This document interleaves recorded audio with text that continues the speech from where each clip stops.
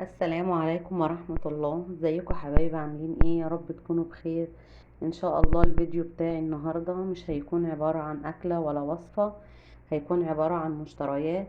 بصراحة انا لما رحت السوق وجبت الحاجات دي حسيت كده ان في فرق كبير في حاجات كتير قوي، فحبيت ان انا اشارككم معايا الفيديو واقول لكم على النصايح واقول لكم على التجربة اللي انا خضتها، علشان اللي كان بيعمل زي قبل كده ما يعملش ويعمل زي ما انا هقول لكم. يعني حاجة كويسة جدا ونصيحة مني ليكم، لكل ست بيت كانت بتروح السوق مثلا متأخرة او بتجيب حاجتها من السوبر ماركت. بعد ما تسمع الفيديو دوت هتحاول ان هي تعمل زيي وتجيب حاجتها الصبح بدري. انا كنت بصحى بصراحة من النوم متأخرة وبنزل اجيب حاجاتي متأخرة، فكنت بلاقي حاجات كتير غالية جدا البياعين بيشتروها من تجار الجملة ويبيعوها بنفس التمن واكتر كمان مضاعف. هنا اول حاجة رحت وكان نفسي فعلا ان انا اجيب النعناع الفريش ده، ما كنتش بلاقيه. طبعا لزوم الشاي بالنعناع والليمون بالنعناع. وجبت هنا جبنة قريش لقيتها جميلة جدا، وحاجة كده زبدة بصراحة جميلة جميلة. ودي هنا لقيت برضو في عند تجار الجملة الزيتون الكلاماتا ده، حاجة كده عسل الكيلو ب80 جنيه. يعني اصلا عند بتوع القطاعي بيبيعوا ب10 جنيه كده كام زيتونية معدودين، وحاجة كده غالية. وفي الهايبر او السوبر ماركت بنجيب الجبنة القريش دي القطعة ب30 جنيه، انا جبت كيلو ب50 جنيه. وحاجة كده زبدة بصراحة وطازة جميلة جدا. وهنا جبت شطة وفلفل، وجبت فلفل احمر، يعني جبت حوالي كيلو وربع ب10 جنيه، يعني الكيلو ب8 جنيه. بصوا كمية عاملة ازاي ونقيته، يعني بص فلفل رومي على شطة على فلفل احمر. يعني بصوا جميل جدا وحاجة طازة كده وفريش وجميلة، وريحة الخضرة كده بتاعتها حلوة قوي. فحاجة كويسة جدا ان انت تعودي نفسك ازاي تصحي بدري وازاي تجيبي مشترياتك بدري وتوفري لنفسك. انت اولى بالفلوس دي، وتشوفي الحاجات الجميلة دي بدل ما بتشتريها من السوبر ماركت وبتبقى ايه المضاعفات في السعر. طب ما انت اولى. وحاجة كده فلاحي وجميلة جدا. بصوا كمية قد ايه ب10 جنيه.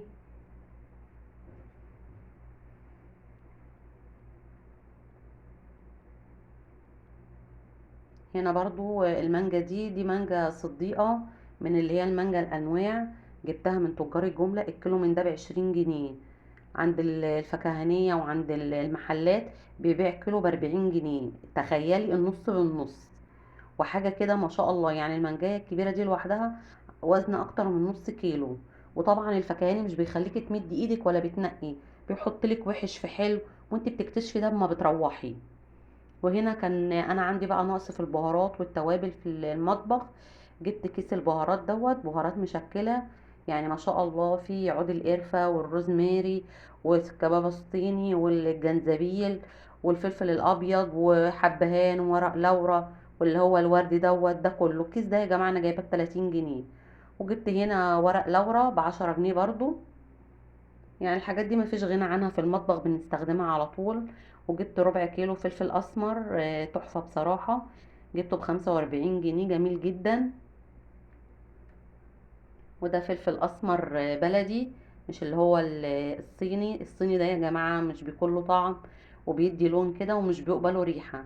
وجبت برضو ربع كيلو كمون، جبت ربع كيلو كمون جميل جدا ب30 جنيه تحفة بصراحة. وهنا جبت دولت ب20 جنيه حبهان. ما فيش غنى عن البهارات دي. وجبت هنا اكياس تلاجة، والله انا جبت ب5 جنيه، يعني مش لازم ان انا اجيب كيلو يعني ايه وازنق على نفسي، لا حسب احتياجاتي وما بيخلص بجيب تاني. ما فيش غنى عنهم في التلاجة لاي حاجة. والرز ده يا حبايبي ده رز فلاحي لقيته في السوق مع ست كده ربنا يديها الصحة يا رب. فلاحي جميل جدا، الحباية منه ب10 فعلا زي ما بتقول. مش بيتعجن خالص ومش بياخد كمية مية كتير، وبتلاقيه نفش وحباية من حباية مش بيتعجن ابدا. والكيلو منه ب20 جنيه، هو فعلا رخص. طبعا الاكياس المغلفة الكيلو ب30 واكتر من 30. ده الكيلو منه ب20 جنيه، دول 2 كيلو ب40 جنيه.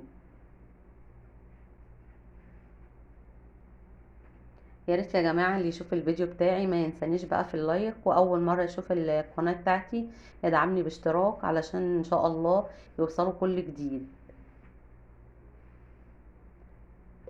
وبحب اشكر كل متابعيني، وتعليقاتهم جميلة جدا وبتفرحني بصراحة. بكون مبسوطة جدا بتعليقاتهم ليا وحبهم ليا جدا. ربنا ما يحرمني منهم ابدا.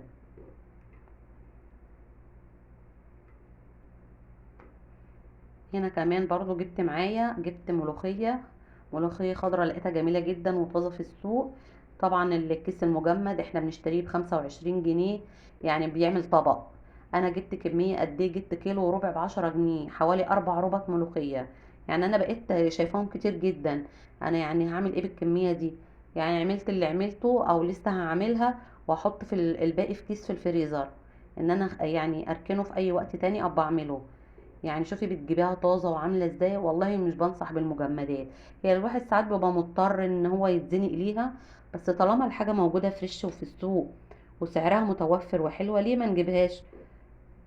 وبصراحة ده مش زمن التبذير، يعني الحاجة فعلا غالية، واللي نقدر نقتصد فيه نقتصد ونجيب الحاجة الموفرة. وحاجة طبعا فريش وجميلة وشايفاها قدامك وعاملاها على ايدك، فبتبقى حاجة تانية بصراحة. وهنا انا جبت هنا كيلو الا ربع بانيه، ده قطعة واحدة من الصدر. عملته 4 قطع. ممكن اعمله مع الملوخية، ممكن اعمله شاورما، يعني استغله في اي حاجة. غسلته هنقعه وما شاء الله عليه جميل جدا.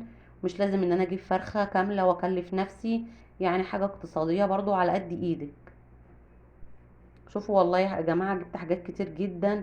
يعني المشتريات دي اصلا، يعني لو هنزل اجيبها من السوبر ماركت او من الهايبر هتكلفني مبلغ جامد وقدره. فيعني بصوا، يعني حاجات اصلا اسعارها عادية جدا، وفي نفس الوقت انا نقيتها بنفسي وجبت الحاجة النظيفة اللي انا احب استخدمها. ولو عايزة تفصلي كمان بتفصلي فيها يعني.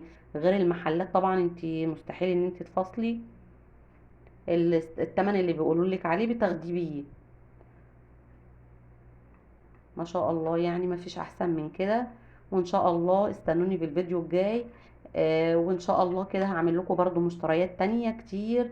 والله واسعار الجملة جميلة جدا. الصبحية لازم تستغلوا الفترة دي وتجيبوا حاجتكم من اسعار الجملة بتاعت الصبح بدري، احسن من التجار اللي بيستغلونا وبيخلوا الحاجة الضعف 2 و3، وبتضطر ان انت تاخدي. ان شاء الله اشوفكم على خير يا حبايب قلبي في الفيديو الجاي. وما تنسونيش بقى في لايك واشتراك للقناة. بحبكم قوي يا حبايبي، والسلام عليكم ورحمة الله وبركاته.